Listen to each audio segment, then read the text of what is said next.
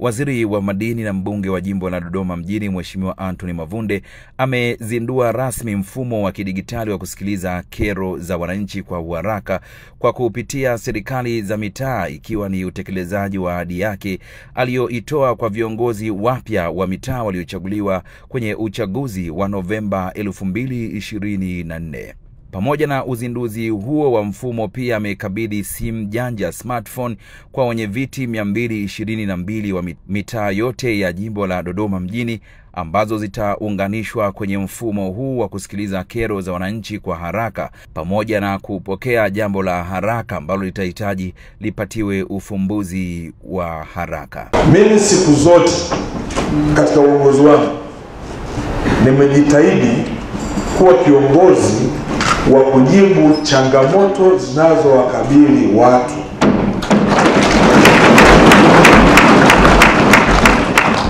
Na ndio maana hata jina langu nalojiita ni mtumishi wa watu.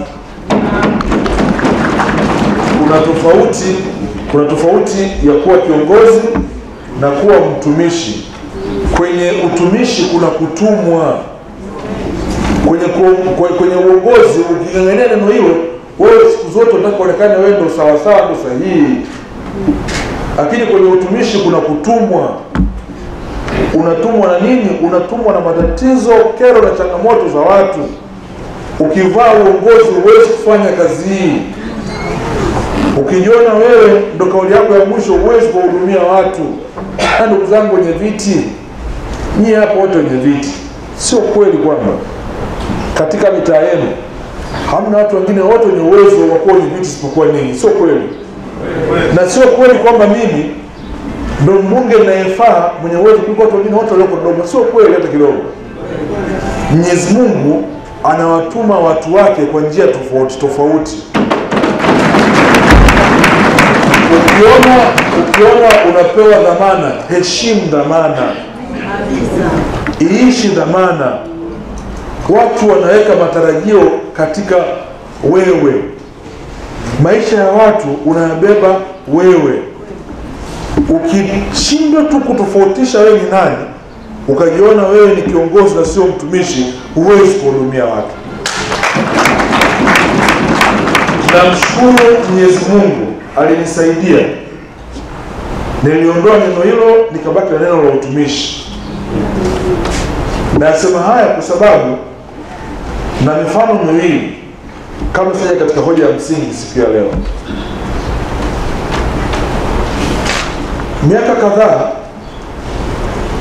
nilipokuwa pale ofisini kwangu kwenye ofisi ya mbunge, alikuwa wanakuja watu wamefiwa, wananiomba mchango wa kukodi gari wa kusafirisha mpendwa wao. Nasa maeneo pembezoni.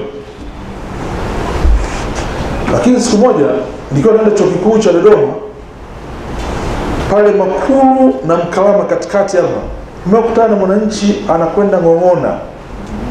Amempakia mwili wa mpendwa wake kwenye baskeli, kamfunga na mkeka. Mimi nikasimama na machozi yakanitoka. Nikasema mimi nilikuwa dhamana ya kuwa mbunge. Hivi nini maana ya kuwa kiongozi katika eneo? Kama una mtu katika eneo lako hana uwezo wa kununua sanda, lakini anasafirisha mwili wa marehemu kwa mkeka, kamfunga kama kiroba kwenye baskeli. Mimi nikaingia imani sana. Nikasema Mwenyezi Mungu amenijalia maarifa na uwezo kufanya jambo kwa ajili ya wananchi wangu. Nikanunua gari.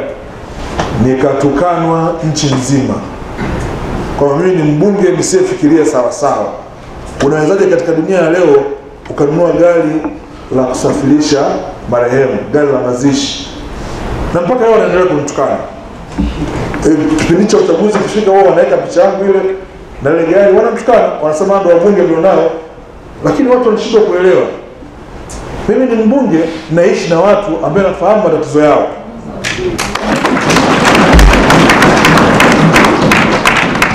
Badala ya kuchangia kila siku kila mtu anayefiwa 380,000 kusafirisha, hivi si niona usafiri mmoja kuwasaidia kwenda kokote? Kitu si kile kile, lakini unaonekana kama ni mbunge usifikiri sawa sawa. Ni kama siku moja wakati tunazindua jiwe la msingi ya Lele SGR pale Marshall Yard Iumwa, nilipata nafasi kuzungumza mbele ya Mheshimiwa Rais, nikaambia reli hii pia itasaidia kwa wananchi wa eneo hili ambao ni wakulima wa mchicha, kusafirisha mchicha wao. Mtu mmoja akasema, hivi mna mbunge, sisi tunazungumza SGR anazungumza mchicha. Lakini watu hawaelewi, nyumba zote asilimia kubwa za Iumwa pale za bati zimejengwa kwa mchicha wanaolima katika makorongo. Mimi ndio ninayefahamu kuhusu watu wangu kuliko mtu mwingine yoyote. Kwa mtu mwingine anaweza akafikiri unafanya jambo la mzaha hili. Mahitaji ya watu, tuna kiongozi anayejibu mahitaji ya watu. Mimi sihitaji sifa kusema kwamba kwenye SGR tutasafirisha TV unaipatia wapi Iumwa? Iumwa wanalima mchicha makorongoni. Mimi naangalia watu wangu, sijali watu wengine watatafsiri vipi. Kubwa ni watu ambao naishi nao. Uongozi wa kujibu mahitaji ya watu. Siku moja nilikwenda General Hospital usiku saa 9, nilikuwa na mgonjwa. Wakati nilifika pale nje, nilikuwa na kile kibanda cha watu wanachopumzikia pale. Nikakuta kuna wamama watatu wamechanganyikana na watoto wa kiume wengine nao walisahau kabisa. Lakini wale mama wawili, kwa sababu ya usingizi na upepo na lile wakati napita naona kabisa kwamba wamepitiwa na usingizi. Baadhi ya sehemu za mwili yao inaonekana, kwa sababu tukapitiwa na usingizi na nalala pale eneo ambalo halina staha. Nikajisikia vibaya sana, na sikupenda ule mchanganyiko wa wanawake na wanaume na umoja. Nikasema nitajenga jengo. Ndugu zangu, jana nimekabidhi jengo la kisasa kabisa, ambalo hivi sasa nimetenganisha wakina baba na wakina mama watakaa kwa staha. Na nimewekea na TV zao pale kubwa kabisa, nimewekea na mabenchi ya kupumzika, watakaa pale.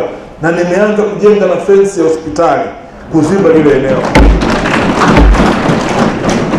kwa sababu ya mahitaji ambayo niliona wakati ule. Nimeanza na utambulizo huu. Maana yangu ni nini? Leo tupo hapa kwenye uzinduzi wa zoezi la mfumo wa kidijitali wa kusikiliza kero na changamoto za wananchi wetu. Kwa nini mfumo huu? Tatizo ni nini? Tatizo moja tu ni kwamba mimi ni mbunge mwenye mitaa 222, lakini vile vile na hudumu na nafasi zingine. Mheshimiwa Rais ameniteua na kanipa heshima kuwa waziri wa madini, nikiwa waziri pekee kwenye jimbo hili baada ya miaka 50 tangu mwaka 1975. Waziri wa mwisho kutoka hapa alikuwa ni Askofu Chiwanda.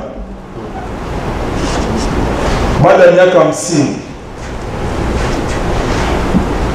namshukuru Mwenyezi Mungu nikapata heshima hiyo. Kule na wachimbaji milioni 6, wachimbaji wadogo. Unajiuliza, hii na uwezo kweli wa kumsikiliza kila mmoja, yaani jimboni na taifani, kwa wakati mmoja? Ngumu sana. Kwa kuna wakati linatokea tatizo katika mtaa, unampigia mbunge umpati, unashindwa kutatua kwa wakati, madhara yanakuwa makubwa sana. Kwa hiyo kuna njia rahisi ya mawasiliano isiyo ya simu yangu ya mkononi, twende kwenye teknolojia. Kwa hiyo tunafunga mfumo ambao pale unauona, ambao kwa ofisi kwangu kutoka kuna TV kubwa, na kwa mkuu wa wilaya mwenyekiti wa Mwanga akisema leo kuna mafuriko, nyumba 30 zimezingirwa, ile message inaenda kwangu, kwa mkuu wa wilaya na kwa wasaidizi wangu, kwa haraka wanaipeleka zimamoto. Dakika hiyo kabla hata mimi sijapiga simu kuongea na mwenyekiti, kwa sababu wakati huo mwenyekiti ananitafuta hanipati kwenye simu. Kwa hiyo mtawaacha watu wangu wanaangamia kwa sababu tu taarifa zifike kwa haraka. Kwa mfumo huu unakwenda kujibu matatizo ya msingi ya wananchi wetu, ambapo ukituma message hapo leo Angel Mpama Epi Mpama, maana yake mimi nitaona, mkuu wa wilaya ataona na wasaidizi wataona. Kama ni jambo la haraka tutachukua tu dakika hiyo hiyo, na ndio teknolojia dunia ya leo. Yaani huna sababu ya kuanza kunitafuta kunipigia simu unipati, lakini taarifa hiyo ukiituma tunaona viongozi wote kwa mkupuo mmoja na tunachukua hatua hapo hapo. Ndio maana ya mfumo huu siku ya leo, wakwenda kujibu matatizo ya watu. Watawapitisha, mtawaandalia semina maalum kwa ajili ya kuwapitisha, semina maalum watawapitisha. Mtaalamu pale alikuwa anaongea lugha ngumu kidogo, lakini atarudi mbaki na timu yake, siku nyingine tutaandaa, atapitisha hatua kwa hatua. Sio mfumo mgumu sana, ni kusema tu kwamba Chinyoyo hapapitiki sasa, makorongo yamezidi, watu wamezuiwa upande wa pili, hawezi kutembea. Hiyo tu peke yake unaweza kuandika hata katika mfumo wa kawaida. Sisi kule itakuwa inasoma kwangu, kwa mkuu wa wilaya, kwa mtu mwingine, kwa ni rais, watu wangu, kumtafuta mtu wa TARURA, kumtafuta muda huo ndani ya dakika moja. Kwa tuna uwezo wa kujibu matatizo ya watu, na huo mfumo wa kwanza Tanzania nzima. Dodoma sisi wote tunaanza, hakuna kiyoyote na mfumo huu Tanzania nzima. Ndio mfumo wa kwanza unapatikana Dodoma. Viongozi na mbunge wao. Sasa najua kuna maswali mengi kwamba sasa nakwenda Mtumba, mfumo huu unakuwaje? Tumekubaliana na jimbo la Dodoma mjini mtauacha mfumo huu pale ofisini.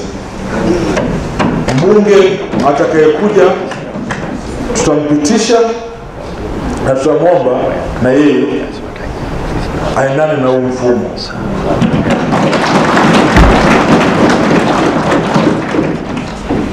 Kwa hiyo pia tulifanya kwa ajili ya Dodoma mjini.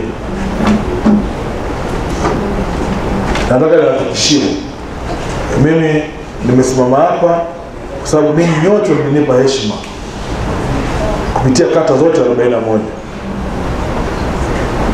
Tumuombe Mwenyezi Mungu mbunge atakayekuja tuweze kuelewana katika jambo hili moja, la kwamba mimi bado nina mambo sijakamilisha katika baadhi ya maeneo.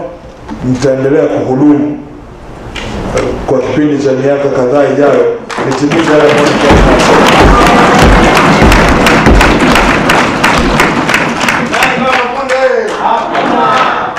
Muda mwingine inaweza ikatafsirika kama unaingilia, lakini mimi wakati napewa dhamana, nilipewa dhamana na ninyi nyote. Nitajitahidi nifikishe baadhi ya mambo yafike sehemu, alafu tuendelee. Itategemeana na yule ambaye mtampa dhamana na nao tutashirikiana naye. Vinginevyo katika eneo ambako kuna wabunge wawili kwenye halmashauri moja huwa kuna changamoto kubwa sana, lakini tutajitahidi Mwenyezi Mungu tusikie katika hatua hiyo. Kwa sababu mimi hawezi kunizuia leo nisishirikiane na watu wanafikisha hapa.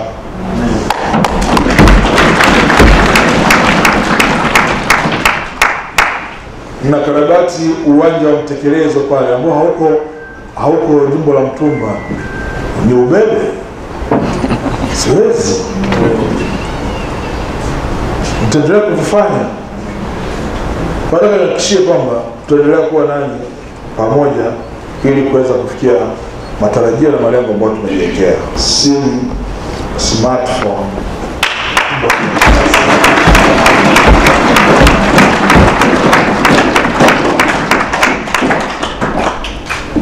itagaiwa kwa wenye viti wote.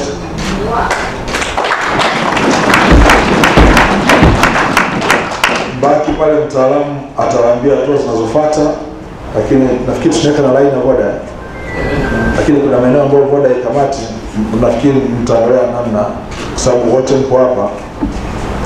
Lakini lengo kubwa ya simu hii sio simu ya anasa, ni simu ya kero, matatizo na changamoto za wananchi wetu wa jimbo la Dodoma mjini.